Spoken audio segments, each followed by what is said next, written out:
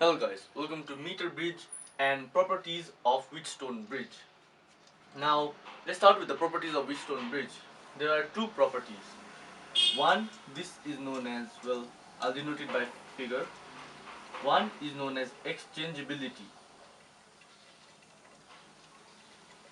What this means is, well, if you exchange the path of the battery and galvanometer, but then the ratio still stays the same. That means if the galvanometer was here, or the battery was here, P by Q equals to X by R, which we had already known from the previous video.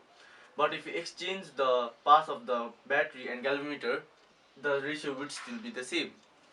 And the second one is called reversibility. And well, it's the same thing. This time, if you change the direction of the current, then well, the ratio would still be the same.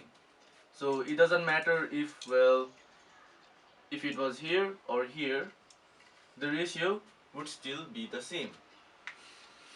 Now let's get on to meter bridge.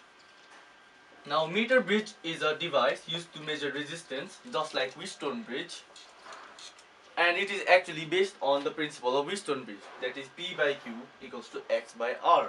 So I'll write it right here. P by Q is equals to X by R. So this figure looks kind of crazy, but don't worry, I'm here to explain it. So first of all, we have this meter bridge, and it is 1 meter long, hence the name meter bridge. And here we take two metal strips of resistance X and of resistance R, and here it is the same as the previous one. This is unknown, this is variable, we can change R. Here we have two points of connection, which is A and C, and here we have a galvanometer connected to the middle of these resistance, and here we have a jockey, and here we slide the jockey over AC, the wire AC, until we get null point, that is balance condition. So if you don't know what null point is, this is a galvanometer, and here it shows 0. Now if some current is flowing into the galvanometer, it either deflects left or right. But in balance condition, as we know, that no current flows through the galvanometer, right?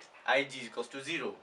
What that means is, if it doesn't detect current, then it stays at 0, which is called null point.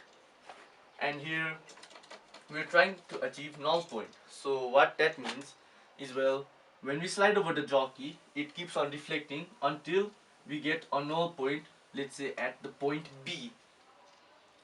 So at this case, at point B, it is known as balance condition.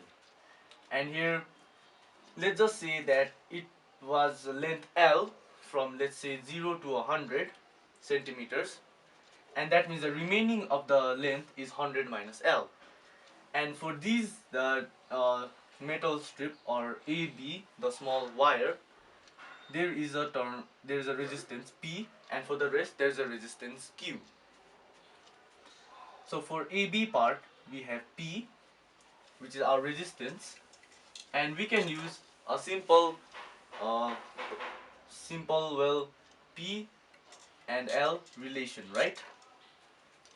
P is direct proportional to length, and similarly Q is direct proportional to length, and in this case it's 100 minus L. And since they are of the same wire, they have the same cross-sectional area, as well as they are the same wire, they have the same resistivity. So if we divide them, we get P by Q is equals to L by 100 minus L, which is the length for null point.